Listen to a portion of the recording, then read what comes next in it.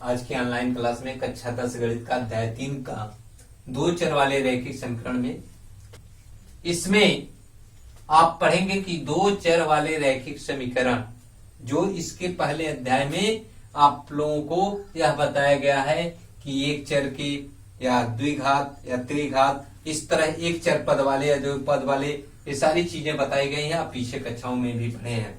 यहाँ देखिए एक उदाहरण के रूप में मैं आपको फिर से रिवीजन के रूप में चल रहा हूं। जैसे लिख लें 9x + 1 बराबर 19 एक समीकरण दिया गया है। यहाँ देखिए एक चर है। चर का मकसद यह होता है ऐसे मान जिनके मान बदलते हो। यहाँ एक चर है, इसका मान निकालना है तो x बराबर 18/9 बराबर 2। x का मान 2 आ गया। यहाँ फिक्स मान है, x का 2 ही मान रखेंगे तो यह समीकरण संतुष्ट होगा। लेकिन हमें चाहिए क्या? दो चर वाले रैखिक समीकरण। तो दो चर, यहाँ एक चर था, दो चर वाले रैखिक समीकरण मान लें x + 9y बराबर 10। तो यहाँ x बराबर 10 - 9y। यहाँ इस तरह का मान निकालेंगे तो इस तरह के बहुत से मान हो सकते हैं। x और y के मान निकाल कर देखें तो यदि आप जनरल श्रेणी बना लें इस तरह, तो इसमें एक मान निकाल कर देखें तो बहुत से मान x और y के होंगे। y के विभिन्न मान y बराबर 0 तो x बराबर 10, y बराबर 1 तो x बराबर भी 1, y बराबर 2 तो x बराबर -8। इस तरह विभिन्न से मान निकलते चले जाएंगे। कोई सारे मान इसको संतुष्ट करेंगे, लेकिन इस समीकरण में केवल एक मान संतुष्ट करेंगे। इस तरह आपने यह पढ़ा है कि इस दो चर वाले रैखिक समीकरण का मान निकाल सकते हैं। लेकिन यहाँ थोड़ा सा और ध्यान दें, यदि दो चर है, दोनों का एक निश्चित मान जिस तरह यहाँ हो रहा है उसी तरह x और y का एक निश्चित मान हो, उसके लिए हमें क्या करना पड़ेगा? उसके लिए आपको दो चर हैं तो दो समीकरण होने चाहिए, तब आपको एक फिक्स मान मिलेगा जो इस समीकरण को संतुष्ट करेगा। लेकिन इसके पहले थोड़ा सा यह जान लें कि यदि दो चर वाले हैं तो दो मान निकलेंगे, तो इस मान के लिए किस तरह हम क्या क्या कर सकते हैं। अब इस मान के लिए एक चीज और चलें, यह आप पढ़ क्या रहे हैं? दो चर वाले रैखिक समीकरण। रैखिक समीकरण का मकसद क्या होता है? आप कक्षा 9 में भी पढ़े थे कि किसी भी तल पर एक रेखा खींचें तो उसके कितने तरह के रूप हो सकते हैं। किसी भी तल पर दो रेखा, चाहे एक रेखा खींचे, एक बिंदु से कितनी रेखाएं खींच सकते हैं। इस तरह बहुत से उदाहरण आपको दिए गए थे। उसी तरह यहाँ भी आपको रेखा के रूप में रैखिक समीकरण है। तो रैखिक समीकरण में हम आपको इसके पहले भी बताए थे कि एक घात का है तो एक सीधी रेखा मिलेगी, दो घात का है तो परवलयाकार का होगा, तीन घात वाला इस तरह मिलता चला जाएगा, तो विभिन्न सी रेखाएं मिलेंगी। उसी तरह इस समीकरण रैखिक समीकरण है, इसके दो रैखिक समीकरण है तो दो रेखाएं मिलेंगी। इन दो रेखाओं का शर्त क्या होगा? किसी भी तल पर दो रेखाएं खींचे तो उन दो रेखाओं में तीन प्रकार के शर्त मिलेंगे। या तो रेखाएं एक दूसरे को प्रतिच्छेद करेंगी, या तो रेखाएं एक दूसरे के समांतर हो जाएंगी, या एक ही रेखा पर दोनों रेखाएं समपाती हो जाएंगी। इस तरह के शर्त मिलते हैं। इस तरह आप इसको ग्राफ पे लाट करके देखें तो ये तीनों शर्तें इस समीकरण को संतुष्ट करते हैं। इन शर्तों के लिए लाइए ग्राफ दिखा दे रहा हूं। उसके बाद आपका जो चैप्टर है, चैप्टर में दो चर के रैखिक समीकरण आप बनाएंगे कैसे, वह बताना है। लेकिन पहले इसमें ग्राफ का विधि आपको कक्षा 9 में भी बताया गया था, यहाँ भी थोड़ा सा देख लें। इससे पहले समीकरण से y का मान निकाल लें तो आपका मिल जाएगा y बराबर 5 - 3x।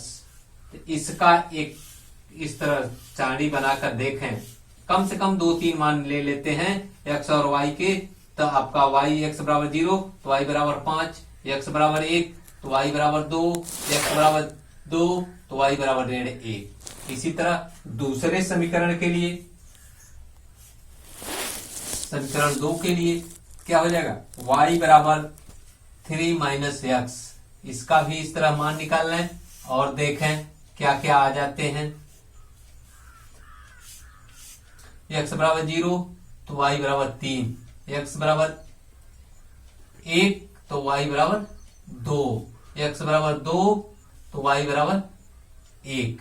इस तरह विभिन्न से मान आपको मिलते चले जाएंगे। इनको ग्राफ पर यदि निरूपित करें, आप देखिए ग्राफ 0 1 2 3, 1 2 3 इधर धनात्मक मान होते हैं, इसी तरह इधर भी चले 1 2 3, इधर ऋणात्मक, ऋण 1 ऋण 2 ऋण 1 और ऋण 2। अब ग्राफ प्लॉट करें पहले समीकरण के लिए, x का मान 0 तो y का मान 5, यानी ऊपर जा रहा है, 4 5 मान लें, यहाँ आ गया, इस पे कट कर रहा है, x का मान 0 है तो यह इसी लाइन पे कट करेगा। दूसरा क्या है, x बराबर 1 तो y बराबर 2, तो यानी यहाँ आ जा रहा है इस तरह। और तीसरा मान क्या है, x बराबर 2 y बराबर ऋण 1, यानी इधर इस सामने आ जाएगा। और इससे खींचे तो एक सीधी लाइन देखिए मिलती चली जाएगी। उसी तरह इसके लिए समीकरण लिख लेंगे 3x प्लस वाई बराबर 5। अब दूसरे के लिए चले, दूसरा के लिए x बराबर 0 y बराबर 3, यानी यहाँ आ जाएगा, ये मान कट करेगा। दूसरा फिर देखें यही पॉइंट आपका आ रहा है, तीसरा पॉइंट 2 और 1, यहाँ पे 2 और 1, यानी इसको चलत इस तरह आएगा और इसको खींचत इस तरह की एक लाइन मिलती चली जाएगी जो दोनों को एक पॉइंट पर प्रतिच्छेद कर रहा है। इस तरह आप बाकी ग्राफ को भी अलर्ट करेंगे। अब आप समीकरण कैसे बनाएंगे, दो चर वाले रैखिक समीकरण, जैसे आपकी प्रश्नावली 3.1 में दिया है, आफताब के पिता, आफताब अपनी पुत्री से कहता है कि 7 वर्ष पूर्व तुमसे 7 गुनी आयु का था, अब से 3 वर्ष बाद तुमसे केवल 3 गुनी आयु का रह जाऊंगा। इसमें दो चर के रैखिक समीकरण बनाना है और ग्राफ खींचना है। तो रैखिक समीकरण बनाने के लिए जो पॉइंट दी जाती है, 2 पॉइंट दिए गए हैं, उन दोनों पॉइंटों के साथ क्वेश्चन के अनुसार हम समीकरण बनाते हैं। पहला चीज यह कह रहा है, आफताब अपने पुत्री से कह रहा है कि 7 वर्ष पूर्व, पूर्व मीन्स पहले होता है, 7 दोनों को मान लें, माना पिता की वर्तमान उम्र x और पुत्र की y वर्ष है। इस तरह दोनों को मान लिए। अब क्या कह रहा है, शब्द के अनुसार 7 वर्ष पूर्व, यानी x में से 7 घटा देंगे, पिता की उम्र लिख रहे हैं, 7 वर्ष पूर्व यानी इसका भी 7 वर्ष पूर्व होगा, y में से भी 7 घट जाए। अब शर्त क्या कह रहा है, पिता यह कह रहा है कि 7 वर्ष पूर्व मैं तुम्हारे उम्र का 7 गुना था, यानी इसमें 7 का गुणा कर दें चाहे इसमें 7 का भाग दे दें, तो इसमें 7 का गुणा कर दीजिए और समीकरण बनाकर लिख लीजिए। x माइनस 7 बराबर 7y माइनस 49। अब एक तरफ कर लें, x माइनस 7y, इस y को इधर पक्षांतर कर दें, माइनस 49 धन 7 हो जाएगा, कितना हो जाएगा, x माइनस 7y, अब घटा दें माइनस 42। यह समीकरण 1 बन गया होगा इस रूप में। अब इस तरह समीकरण बनाएंगे। दूसरा समीकरण, पहली शर्त है, अब दूसरी शर्त क्या कह रहा है, 3 वर्ष बाद, आज से 3 वर्ष बाद, जब बाद कहा गया यानी आज से बाद में आएगा, यानी इसमें जुटेगा, आज से उम्र जितना बढ़ेंगे वह जुटेगा। दूसरे शर्त में यह है, दूसरी शर्त 3 वर्ष बाद, यानी x धन 3 और y धन 3, यह दोनों बार। अब क्या कर रहा है, कितनी गुनी रह जाएंगे, 3 गुनी, तो इसमें फिर 3 का गुणा कर दें, कितने का गुणा करना है, 3 का गुणा कर दीजिए और समीकरण लिख लें, x प्लस 3 प्लस 3y बराबर 3y प्लस 9, इसे इधर पक्षांतर कर लें, x माइनस 3y बराबर 9 माइनस 3, तो x minus 3y is equal to 6। यह समीकरण 2 हो गया। इस तरह आप समीकरण बनाएंगे और इसे समीकरण बनाने के बाद जिस तरह उसमें मैं हल कराया था, इसे भी उसी तरह हल कर सकते हैं। x minus 42y plus 7, 42 minus plus 7y को आप विभिन्न से मान निकालकर, इसी तरह यहां से निकालना है x बराबर 6 + 3y से विभिन्न से मान निकालकर आप इसे हल करके ग्राफ पे खींच सकते हैं। बाकी क्वेश्चन को आप लोग हल करेंगे। में आप पढ़े थे, किसी भी दो चर वाले रैखिक समीकरण को ग्राफ पे प्लॉट करें तो किस तरह की स्थिति हमें पैदा होगी। ग्राफ बनाने पर हमें तीन स्थितियां पैदा होती थी। कोई भी समीकरण लें दो चर वाले, जैसे 2x + 3y = 9 और x + y = 4। इस तरह के दो समीकरण यदि दिए गए हैं, इनका ग्राफ प्लॉट करें तो इसमें यह संभावना है यह तीन स्थितियों में कोई एक स्थिति हमें मिल जाएगी। अब इन स्थितियों को कौन सी स्थिति प्राप्त होगी, इसके लिए कितने हल होते हैं, अब ग्राफीय विधि से हमें हल करने की विधि ज्ञात करनी है। हमने अब तक सिर्फ इतना ही किया था कि ग्राफ बनाए थे और ग्राफ किस तरह से मिल रहा है, इतना काम किए थे। और समीकरण बनाए थे कि किसी भी दिए गए जो मान दिए गए हैं, इन मानों से आप समीकरण कैसे बनाएंगे दो चर वाले, ये इतना चीजें बताया गया था। तो पहली स्थिति यह समझ लें, यदि ग्राफ बनाते हैं तो यह तीन स्थिति कौन कौन सी होती है। या तो समीकरण से किसी दोनों रेखाएं, रैखिक समीकरण है तो सीधी रेखाएं ही मिलेंगी, तो दोनों रेखाएं किसी बिंदु पर प्रतिच्छेद करें, या तो दोनों रेखाएं समांतर हो जाएं, या तो दोनों रेखाएं किसी एक ही रेखा पर संपाती हो जाएं। तो इस तरह की स्थिति यदि मिल जाती है तो हम इस प्रकार के समीकरण को, यदि किसी जब दोनों रेखाएं किसी एक ही बिंदु को उभयनिष्ठ करती हैं, इसके कितने हल होते हैं। यदि कोई रेखाएं किन्हीं दो बिंदु समांतर हो जाती हैं तो इसके कितने हल होते हैं। यदि रेखा संपाती हो जाती है तो इसके कितने हल होते हैं। इन तीनों के मान मैं एक एक करके बता रहा हूं। पहला चीज देखें, यदि रेखाएं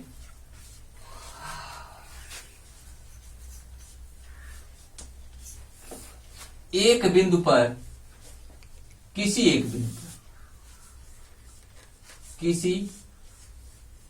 एक बिंदु पर प्रतिच्छेद करती हैं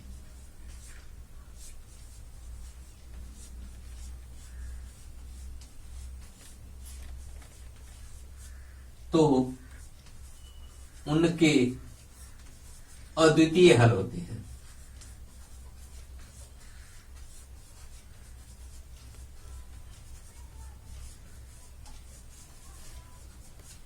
अद्वितीय हल का मतलब केवल एक हल होता है, कोई एक निश्चित मान मिलेगा। अब दूसरी स्थिति क्या होती है, यदि रेखाएं समांतर हो जाएं, रेखाएं समांतर हैं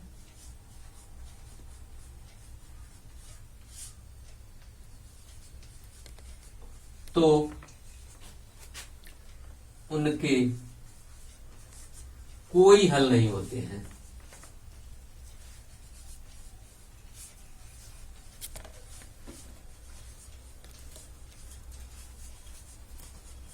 और तीसरी स्थिति यह है, यदि रेखाएं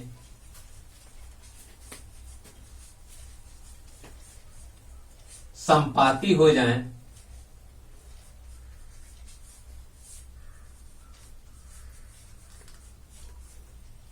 तो उनके अनेक हल होते हैं।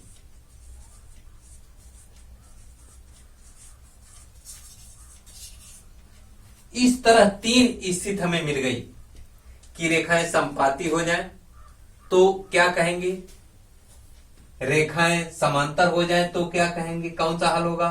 यदि रेखाएं एक दूसरे को काटती हैं तो कौन सा हल होता है।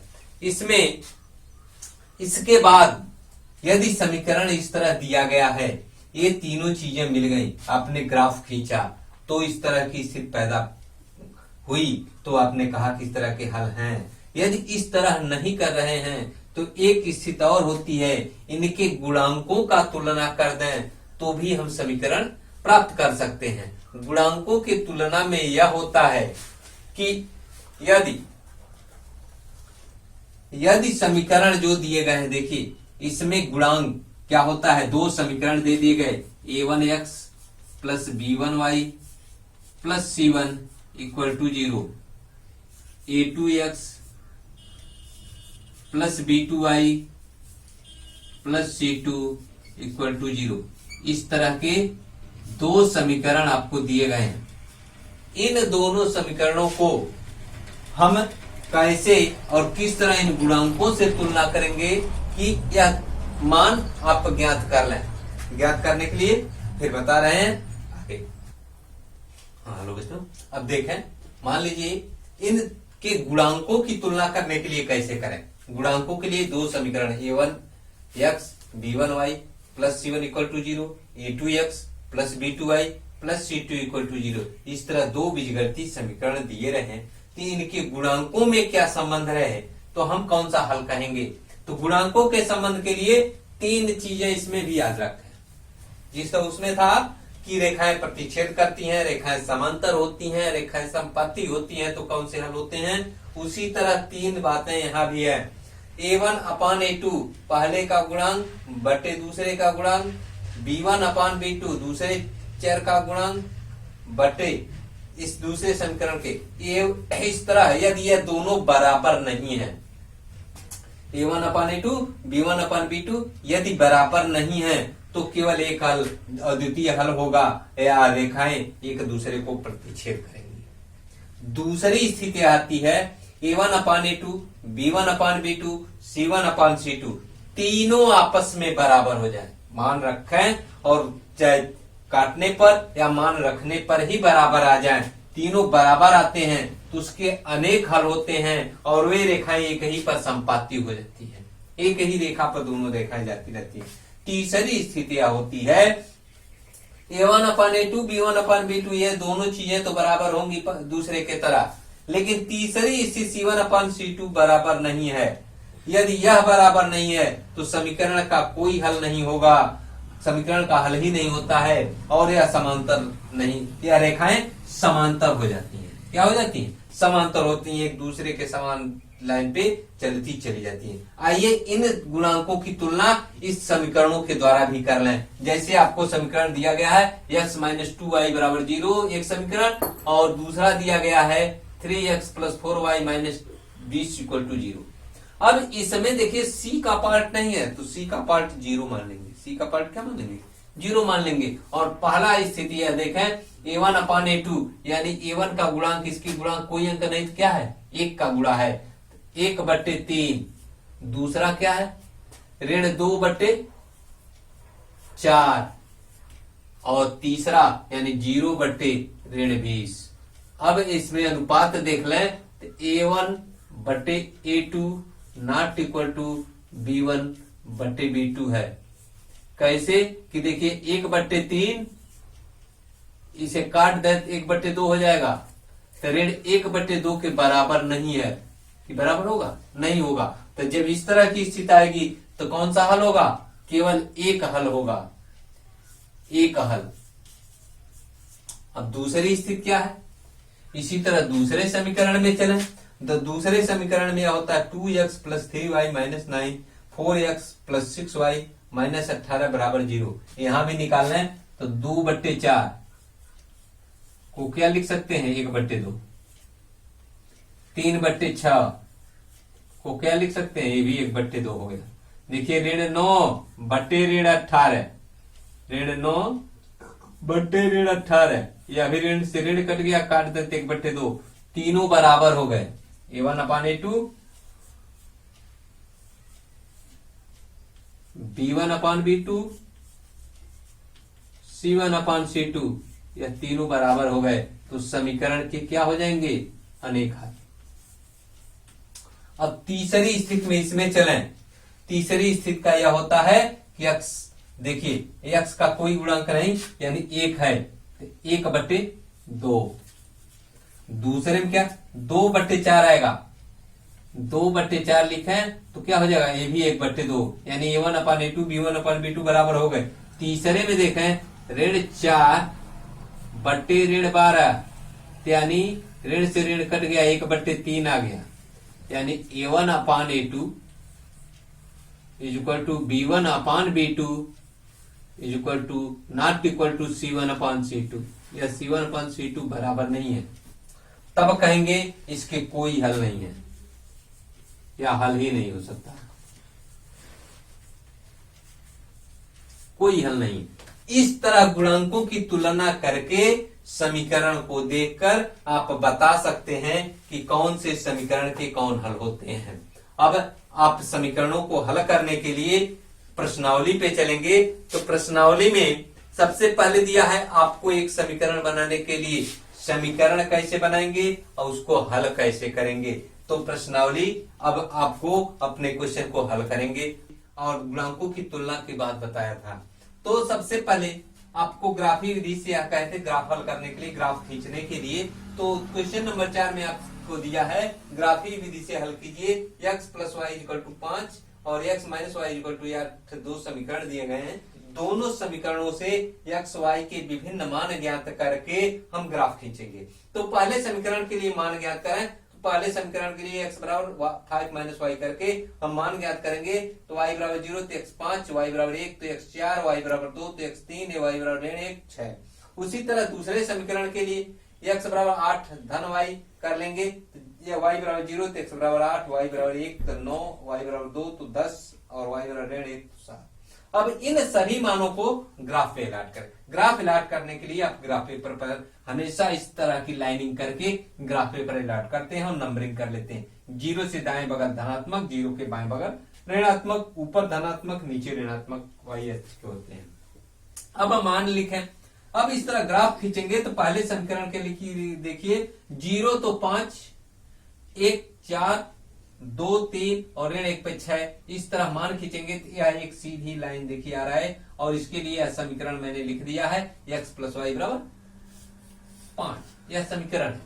और उसी तरह दूसरे के लिए हल करेंगे तो दूसरा समीकरण यहां से खींचेंगे तो यह मिलेगा x - y = 8, यह दूसरा समीकरण है। तो इसका जो समीकरण जहां पे कट कर रहा है इस पॉइंट के ये y के निर्देशांक और x के निर्देशांक y के ऋणात्मक में आएगा तो y का मान ऋणात्मक होगा, x का मान धनात्मक में आएगा तो x का मान धनात्मक होगा। इससे मान निकालकर वही पॉइंट इस समीकरण को संतुष्ट करेंगे और वही इसका हल होगा, केवल एक ही। अब इसके बाद गुणांकों की तुलना में चलें। गुणांकों की तुलना में आप लोगों को हमने बताया था A1/A2 ≠ B1/B2, A1/A2 ≠ B1/B2, तो उसके केवल हल होते हैं।